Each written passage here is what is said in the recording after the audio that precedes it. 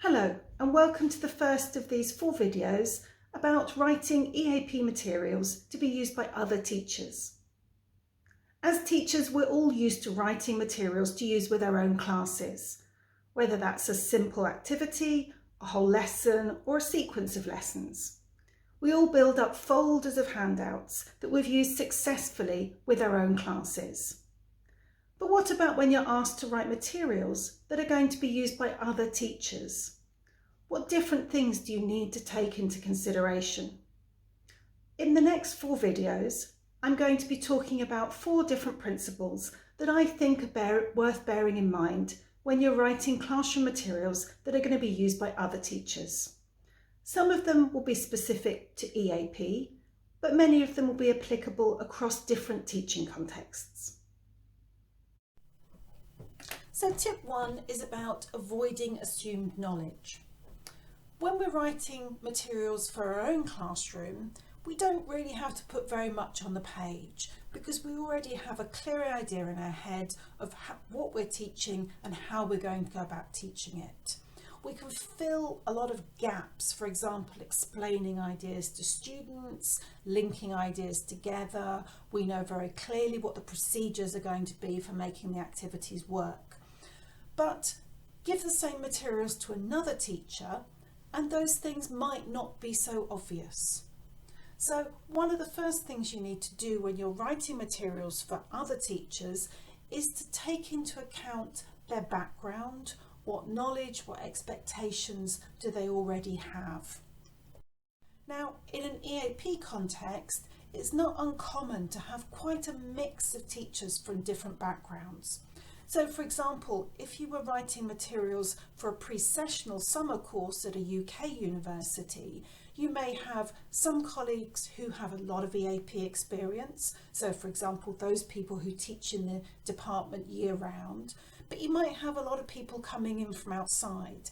And some of those will have ELT experience, so they might work in general English, say in private language schools the rest of the year. And those teachers may have plenty of experience of teaching language, but they may know a lot less about teaching EAP. You might also have teachers who come from an EMI background, so English as a medium of instruction. For example, you might have a teacher who teaches at a university in Turkey on a foundation programme where the students might have quite a different profile to those on a UK university pre-sessional programme. They might have lower levels of English. It might be more about improving their general level rather than teaching academic skills. So all these people are coming in with varying experience of teaching. They might have different expectations about what they think happens in a language classroom and what they think their students should be able to do. And they will certainly have different knowledge. So what do I mean when I say assumed knowledge? Well, it may be as simple as terminology. You might put a word on the page which a colleague picks up and looks at and says, well, I don't understand what that term means. And you may just be able to explain it with a simple example or a definition. But it may be actually a whole concept behind that term that they haven't come across before. So you may need more explanation, and that might be in the teaching materials themselves, or it might need to be in teachers' notes that come along with the materials. You might find that they also have differing ideas about academic norms and expectations. So, for example, the general English teacher who's used to teaching Cambridge exams will have an idea in their mind about what a student essay should be like. And that idea of an essay might be very different from what's required from students who are perhaps studying to go on to a master's programme.